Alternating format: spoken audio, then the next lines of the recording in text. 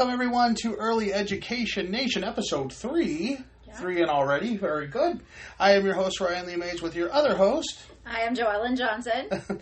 And we're very happy to get to talk with you guys a little bit today. So we've been throwing out the opportunity for people to ask questions, certain areas that they want to examine in the world of early education and child development. And we have been getting some questions back. So we appreciate that very much.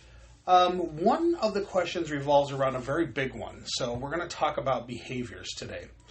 And this is going to be a very broad-based behaviors. We could pick apart little parts of behaviors and examine all of those, but kind of why behaviors exist, why they're important, why we need those, and how those can affect other areas of child development. So one thing I think we really want to focus on with behaviors is it is not a way to make your life miserable. Right. They're not out to get you. Right. Exactly. Think of children as a blank slate. This is something that's been debated with child development experts for decades on whether or not children are born with certain innate abilities or if they're all just learned. It's whole the nature versus nurture kind of argument. But for behaviors, a lot of it is children testing boundaries to see what they can and cannot do as they grow and develop. Yeah. So if we put it in that context, then it's really behaviors communication. And that's what it is. They're trying to tell you something. We all have behaviors as adults. We don't realize it, but we do. Yes. The person that cuts us off in traffic, our blood boils, we get mad, we start to yell. That is a behavior that is also exhibited by children when they have aversive things they don't like in their life. Behaviors could be when you're really mad at somebody afterwards and you had that talk maybe with a significant other or a friend and you're upset and you got that grumpy look on your face and those folded arms. That's behavior. Yeah. It's manifesting in a physical way, but it's behavior. Yeah, and I think at that age, a lot of them, they don't have those tools. They don't know, they haven't had the experience before. They don't know how to articulate those feelings, and sometimes that's where we see it. They don't have their language yet. The emotions are so big. So that is definitely a topic we want to help parents navigate. If we could put it in kind of a comparison, imagine if I asked you to recite the Iliad in perfect Greek right now.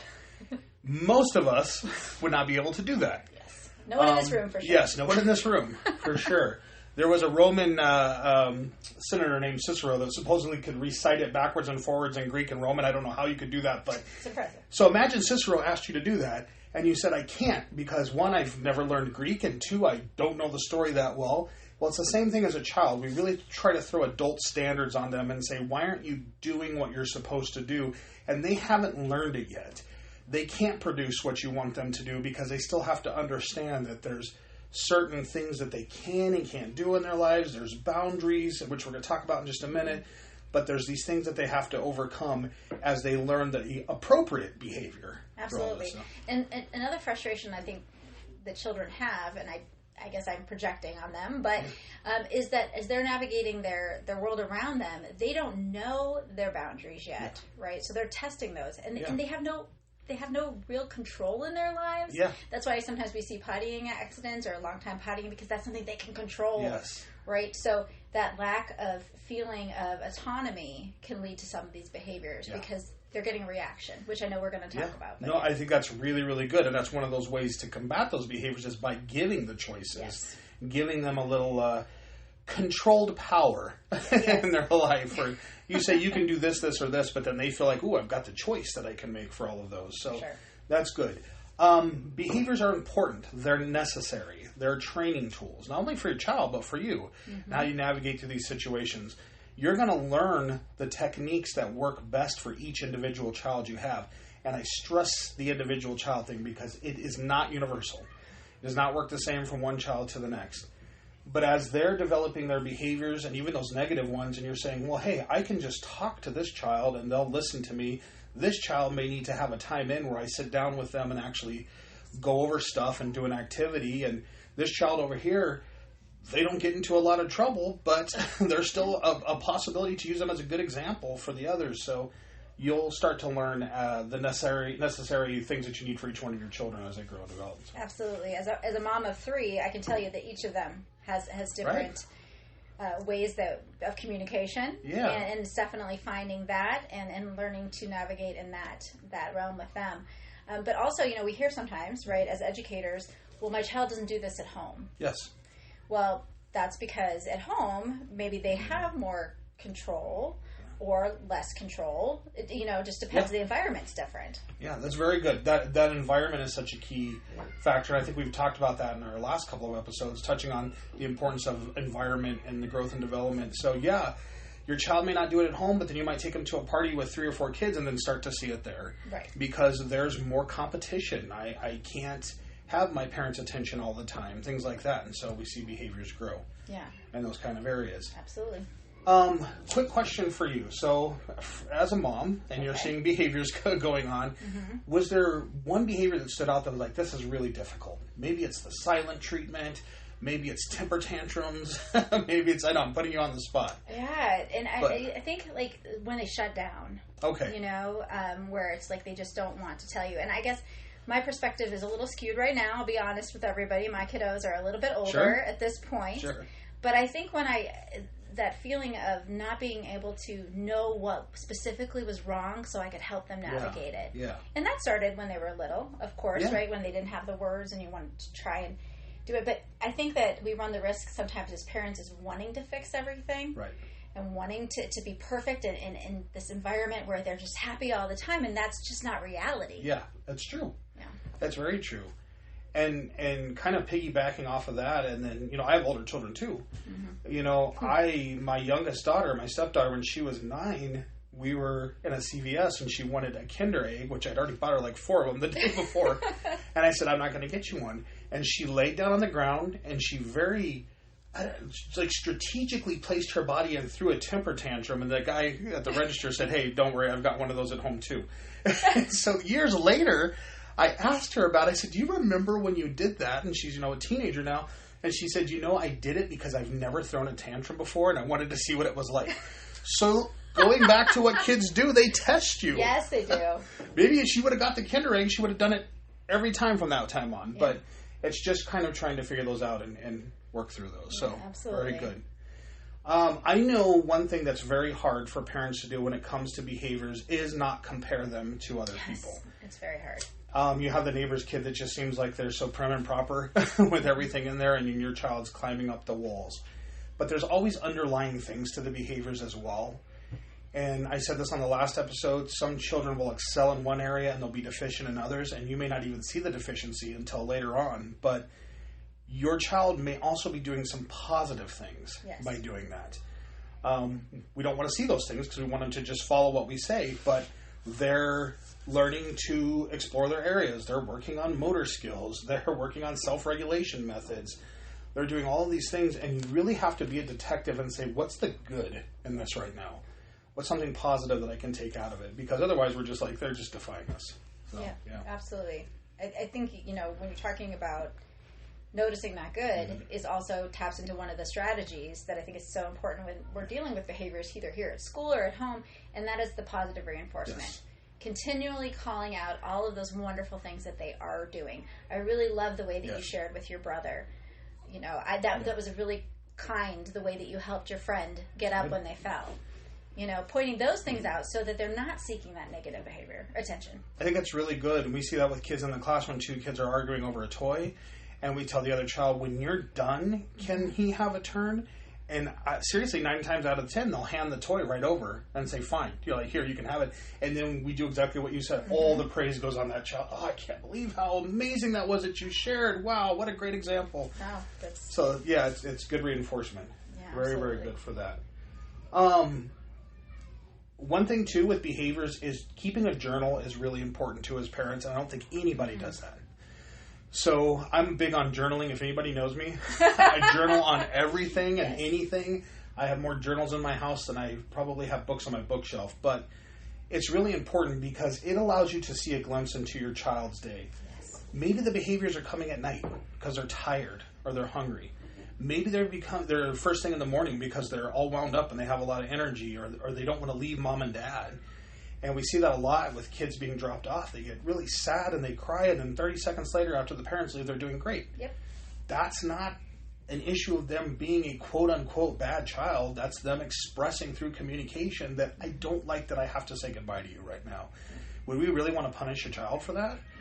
So we want to make sure that we're helping talk through that. So keeping those journals is good. It helps you to see if there's consistency. It also helps you to see if things drop off. Hey, I actually haven't written about that in 2 or 3 weeks, so maybe things are getting better. We're improving in this area. So. I love that.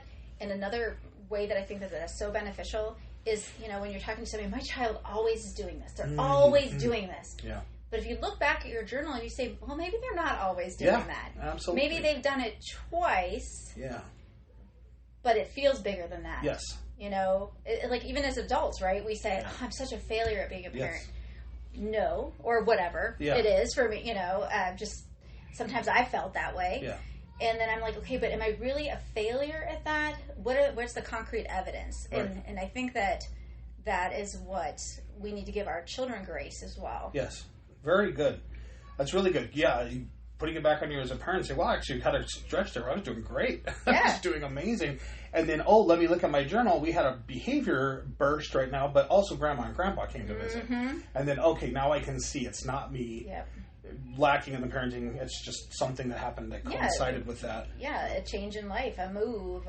We've had families that go on deployment, other things that just the world around us impacts, not necessarily. Yeah. We want to hear from you guys too. So we're kind of just scratching the surface on behavior. There's so much with behavior. There's, the crying and the separation and biting and so many other things that we'll tackle in future episodes. But please, if you guys have questions, throw them our way. We'd love to kind of get your perspective on things. And, we've been doing this for so many years, but we learn new stuff all the time. All the time. all the time. And we use our resources as well. Yeah. Right? We have, here at our school, we're blessed to have a smart support coach who we can ask questions if we're dealing with a specific issue, or the Birth to 5 helpline is an amazing resource for parents that anyone can call for free if they're dealing with a specific issue. I think it's important to know as parents and as educators that you're not alone. Yes. That's true. Well, that's so good. Yeah. That is so good, because I know that feeling has crept into a lot of people's minds. Oh, for sure. I don't have anybody to turn to. I don't have anybody to help. There's a plethora of resources. Yeah. Or they're going to judge me. Or they're going to think I'm a bad parent if I ask this question. If my child's doing this, it's a reflection on me. Right. No. Yeah. Which is the importance of the hotlines like that, where they've seen everything under the sun. Nothing is new to them. So very good. That's a good point for sure. So this goes into our first question that we had, and this is kind of a behavior question, is what do I do when my kids are not interested in sharing or become frustrated with one another for lack of boundaries? Okay, so you think of the lack of boundaries thing. I'll address the sharing. Okay. Or we'll split it up. So okay. Sharing is a tough one.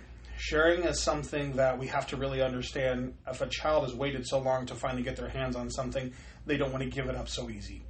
We have to switch our paradigm on what sharing is from an adult perspective for children. It used to be 2 kids walk up to another kid who has 3 cars. Well, we do the math as adults. You have 1 car, you have 1 car, you have 1 car. We're all sharing. But what happens in a child's head is they've already constructed a play scenario that they're in the process of. I've got 3 cars, and this car is going to go up the bridge, and this car is going to jump over the top of it, and this car is going to do a circle, and now you're asking them to give up that play scenario for another child. Could you imagine, as an adult, that if we were asked to do the same thing? We went to a restaurant and they bring a basket of bread or something and put it on the table, and then somebody sits down and they just come over and grab a couple out of there and say, there you go. You're like, whoa, well, no, that was mine. You didn't eat all 3. Yeah, exactly. We each get 1. You get 1 and we get 1. So it seems ridiculous to us, but we do that with kids. Yeah. So it's far better when it comes to sharing to time the activity for it. Make it equal. Let's say we're talking about siblings there. Everybody gets 5 minutes with the new car that we have. But while he's playing with the new car, you guys can play with one of these other cars that maybe aren't new cars that I have. So you have something to do. You're giving the busy hands a busy activity to do while they're waiting. And then a time cube. There's really cool things called flip cubes. You can find them on Amazon where you just flip it and it starts an automatic timer of 5 minutes and then it beeps. Or you can use a sand timer, something visual. And what it does is not only tell that child that I only got a little bit of time left to play with this and I have to give it up, but it also tells the other ones waiting, we only have to wait a little bit more time and then it's going to be our turn. eventually that timer can be taken out and removed, and we just start using verbal cues. He's got 5 minutes. When he's done, I'll make sure that you get your turn. Yeah. And so it kind of helps to start building that sharing. No, those are great tips. Yes, and those are things that can work at home or in a classroom setting. The question about boundaries, I just want to know, do you think it's like physical boundaries or emotional boundaries? I think it could be both. Yeah. I think it could be both, yeah. Yeah, I think a lot of it is just making sure that each child has their needs met, but with knowing what those boundaries are for that child. Yeah. We've seen this, right, where we have friends that love to be close to another friend. They just want to sit right next to you, shoulder to shoulder. Yeah. And then other friends who need that distance. Yeah. Right? And so just trying to honor it for both children and provide opportunities. Like if you guys are all doing an activity and everybody wants their hands in that goo all at once, portioning out the goo, right? Like, no, and making sure everybody has access as much as possible. But also going back to what you're saying is sometimes that's not the best solution. But at least you're initiating the activity. Yes. Rather than coming upon a child that's already in the middle of something that they've constructed. So, and I think a lot of times it's just that kids are crazy. Like if something's going on, they want to be part of it. Yes. Right? Mm-hmm. So making sure that quality time is being spent with each child as much as you can. You know, I know when you have 3 or even if you have 2 or 5 or whatnot, making sure that you have that one-on-one time with each of them, but also facilitating those group activities is really important because it is building that bonding. That's good. That's very good. And I think the boundaries, too, can extend to your boundaries for your interaction with your kids. Yes. And if we are going to do something, let's say we are going to share or do an activity, here's the rules for it. Mm-hmm. And then I'm going to give you a little play within those rules. We're going to use this as an example in just a second here, but we're going to bake a cake together. You can do the flour or you can do the water. Which one do you want to do? Mm-hmm. But those are the 2 choices. So you're setting a boundary for that child. You can interact, you can be part of it, but that's that because your sibling over here is going to either frost it or add the eggs, whatever, And so you're placing these boundaries without even having to really tell them. They're understanding that I have to do one of these 2 things. Well, and you just said such a key word is boundaries. So boundaries and routines, right? I mean, we're talking about the setting of boundaries, but the routines help with that, don't they? They do. I mean, how, in your experience, being a teacher in the classroom, did routines help with behaviors? It helps so much because it's not something that comes out of the blue and shocks them. Mm-hmm. Kids, like I said, kids already have their mind is already played out. I know what I'm going to do next, and I'm going to play with this toy, and when I get done, I'm going to play with that one. And when you say, okay, it's cleanup time, it comes as a shock. Yeah. And if they know that every day after lunch we play for 15 minutes, and then the timer goes off, and then we clean up, and then we go to story time, then they just expect it. Mm-hmm. They know it's going to come. And they're not surprised or shocked for that. So that becomes kind of a time boundary, a routine boundary for them. And you would think that it seems very counterintuitive, but boundaries are super important for relationships. Good. So, and you might have been about to talk on that too. I was hoping you would touch on that for sure. The children that I may have struggled with the most at the beginning, that I had to set the most boundaries for, ended up becoming the closest to me because they craved structure in their life when sometimes it wasn't there. Mm-hmm. And structure tells a child that I care about you.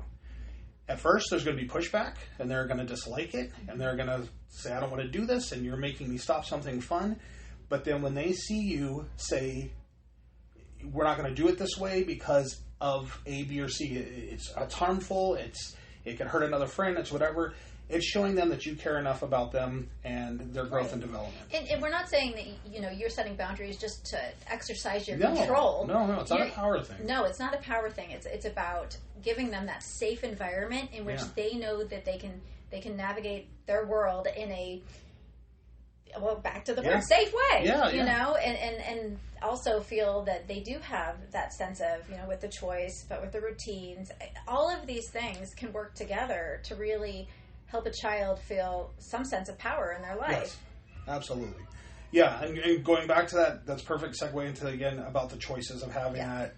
Make sure, I kind of have a saying, you never take something away without giving something back. And, telling a child that you can't do this, but you can do this and this is giving that something back to them. So they're more open to it. So one of the things that's really hard to do when you're seeing a child that's expressing behaviors, either at home or, in a school environment, is stay calm and consistent. Right. So what are some tips we have for parents or ideas you have from your experience in helping parents find that center? So a couple things that I think are key. The backward step. So if you're next to their child, they do something that just sets off your boiling point, take 5 to 10 steps backward. It does a couple of things. It gives you 5 breaths or 5 quick breaths. It gives you distance between you and the child, so you don't do something, silly like kick the toy or something that's with them. It gives you a chance to calm your mind and think of what is my next step going to be. It also gives them a sense of, I did something that they don't like, and they're stepping back away from me. And there's that social emotional connection right there where they're like, uh-oh. Yeah. I did it in the class before too, and I would have kids say, Mr. Ryan, why are you leaving? And I'm not. I'm stepping backwards for a little bit so I can assess the situation to decide what the next plan of action is. But it's one of those things that helps them kind of see that. So, go ahead. Well, I was going to say that pause, right? Taking that pause is also modeling for them. Yes. Modeling for them how to control their emotion. Yeah. Because they probably, a lot of them are smart enough to realize that they just pushed a button. Maybe they were trying to push that button, right? Absolutely. And so when you take a pause, take a breath, take those steps back before you react, you're showing them how they can react when someone then does that to them. Very good. Yeah. One of the best things to do, when possible, is to ignore the behavior. And I know that's really hard to do. It's really hard to do. But if I'm in the classroom and I'm assisting a teacher that's having a difficult time with a student and they're doing a behavior I don't want, I'll sit down to them and say, I'm going to draw a picture of a shark. And right away they're thrown off because you came in here to yell at me, right? No, now you're drawing a picture of a shark. I don't understand that. But it makes them pause for a second and say, okay, this seems like something that's more fun. Yeah. I would rather draw a shark than get, yelled at or whatever, which we're not doing here. But, get disciplined for any reason. So it throws them off. Also, another thing is to get rid of the word no, unless you're going to follow it up with why. No is the simplest word in the English language when it comes to stopping something. 2 letters, no. We yell it all the time, and it means nothing. Yep. It means nothing to the kids. All that's telling them is you're upset at me for something.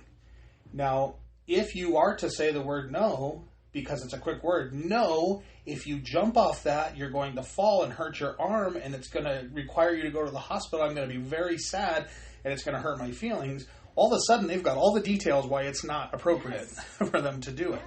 So it's something that takes a lot of practice, but you have to explain the no's. Yeah. Right, oh, my gosh. Yes, all of that, yes. Yeah. You mentioned drawing. Yeah. And I know you were mentioning it as the distraction. But we've also used it as a way to express feelings. It's a therapy, for sure. Yeah, maybe they can't write out their feelings like we can, but they can definitely draw them. Yeah, I just had this happen this last year and brought in a journal for a student. And the student probably filled the entire journal over the course of the day with drawings, which is fun. Yeah. We're happy to supply those. But they were pictures of scary monsters and angry things and stuff like that. And I asked the child, is this how you feel right now? And he very clearly told me no, but maybe that's because he got those things out. Yeah. And, he felt like that before he was drawing. So, drawing can be very good. It can actually give you a lot of insight into what's going on. Yeah, so, and puppets. You can use puppets to work out feelings. There's so many ways to, obviously there's tons of great books. Yes. Right? To talk about feelings. It's just helping them find their words. It is, yeah. Or their ways of expressing to you or to their friends how all those things that are going on inside of them in a constructive way. Absolutely, it's true. And words don't just have to be words. Any communication, like you said with a drawing. Just, this is how I feel right now, and hold up the picture. And I think as parents, we also have to respect our kiddos' boundaries. And again, my children are older, but I think sometimes when they say, Mom, I don't want to talk about that right now. Yeah. But I want to get in there, and I want to know. No, we have to respect their boundaries and understand. Yeah. And I think that's why, here at school, and I think I encourage families at home, is to have that quiet, safe space where a friend can go to decompress. Yeah. If one of my kiddos says to me, Mom, I don't want to talk about that, I have to take a deep breath and say, okay, this isn't the right time. Doesn't mean I can't circle back to it later, or that they don't usually come to me Yeah. when they're ready. Yeah.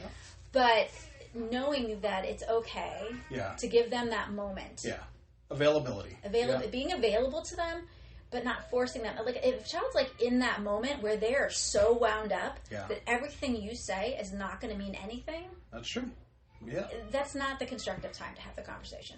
We could use that same strategy in our adult relationships. Oh, yeah. That's the way it is. So. Yes, I think we can all. Yeah, absolutely. Sure. Very, very good. Very good. Mm-hmm. All right, so let's move on to another question here. And this is, I like these questions. These kind of go together. How do I find an activity for all the kids to do so that we can all bond and build upon what they are learning? And this particular person has different age children, so that are, year or two apart at least. So think big. And I know that might seem like an overwhelming thing, but think big. Mm-hmm. Let's build a fort together. Start with something like that. Let's do science projects, something that has multiple steps in it, because those can be divided up amongst children. Go ahead. Well, I was going to say, tapping into their different age groups, right? Yeah. Like, so if we say, we're going to go on a nature walk as a family, maybe the little one can help pick up the pine cones, but someone else can draw them, and then the next person, then they could paint them. You can do something like that's everybody's involved in, even if it's not the same That's thing. Good. That's very good. And take the thing and put it for the age level. So let's say it's painting. Well, like you said, the older one can do more. So they got brushes, and the younger one has sponges, and the littlest one finger paints. Yeah. You're all still painting, so you have to find a way to break it down to their age level. Excellent. But really big on collaborative projects, because that teaches such an important life skill for them, and that they can work together to create something. So if it is something like, a fort or a painting, or maybe it's a letter to grandma that each one of them has a part in, something like that. So that really brings that bonding in. No, it really does. And you're right, like with baking, then you have a finished product, and you can all enjoy it together. Yeah. Creating those shared experiences. Yeah. I was thinking music and movement, right? Your 1-year-old, they can play a different instrument, or the older kids can make an instrument, or they can encourage their little one to dance with them. Yeah. You can play games where you're copying each other, like you make faces, the little baby makes faces back at you, and then when they make a face, you copy them. So they learn that interaction, that collaboration, and fun. Just building those. That's very good. Opportunities for the children to be together, but having a project, like you're saying, does kind of smooth it out, right? Because sometimes when it's just, and we see this in the classroom sometimes too, right? When it's just free time, that's when sometimes conflicts. That's true. Goes back to that structure and boundaries thing before. So, no, that's very good. I'm big on baking. Like, any kind of activities that require measurement and mixing things in a final project that comes out. When I'm a kid from the 80s, so if you're from the 80s or probably late 90s, that's going to make sense to you. But we used to make English muffin pizzas all the time. It was a staple during the summer that we had. And it was a great collaborative project for families, because it's a tiny little English muffin. You put some pizza sauce on it and whatever meat and cheese or vegetables or whatever it is you want. But then you can make them for each other and say, hey, what kind do you want? Okay, you're going to make it for brother, and you're going to make it for sister, and I'm going to make it, And then that way at the end, they've all collaborated together, but they made something that's fun and shareable. Yes. Really and I think one of the questions was how is extending learning, right? Yes. So baking or cooking, I think both involve math, science, all of those things that we're learning at school, just in different ways. All right, we're going to get the marinara sauce out for that English muffin pizza. What color is that? And maybe the little one, the 2-year-old, can say, it's red. And then we can talk to the older one. How does it taste? What does it taste like to you? Does it taste sweet? Does it taste salty? Does it taste sour? Does it taste, tap into what they're learning at school in a broad sense. And one of the things that I love about our curriculum is that it's inquiry-based. Yes. Right? Yes. So we're asking a different question each week. It doesn't have to, when you're working at home, it doesn't have to be the same question we're asking. No, not at all. And it's following their interests. I love that. It's that home to school connection is so important for kids to be able to talk at school and say, hey, we did that at home, or at home say, hey, we did that at school. And it helps so much with their cognitive development where they're reasoning things out for it. So I think that's great advice. That's really, really good. Let's see here. I think we kind of answered everything in that one group. Just a couple more activities for involvement in there. We talk about doing science. Set up 3 science projects that are all the same and see if there's different results. That's a fun one, too. Yes. If we're going to do the old penny and Coca-Cola thing that we used to do, one kid gets Sprite, one kid gets Coke, and one kid gets water, whatever it is, and they all put a penny in and they see which one, gets the shiniest. And there's nothing wrong with a little healthy competition as long as you're there kind of guiding them through it and helping them understand, hey, your penny didn't do anything in the water. It's still just as dirty as it was before, but wow, it's amazing that we figured that out and we know. So things like that. So that's very good. Very good. All right, guys, thank you so much. We're hitting the 30-minute mark. We're trying to keep these around 30 minutes or below. So so they're kind of bite-sized pieces for everybody. But thank you guys so much for tuning in. Do you have anything else you want to add? No, I just want to thank everyone for their support and for the questions, and please keep them coming. Yes. We are excited to partner with you and really build our education nation. Yeah, absolutely. And again, if you guys have any questions, please send them our way. You can message us or call us or whatever you want to do. Send them our way. We'll be happy to address them on the show. All right. So, Thanks, everybody. All right. Thank you, guys. We'll see you next time.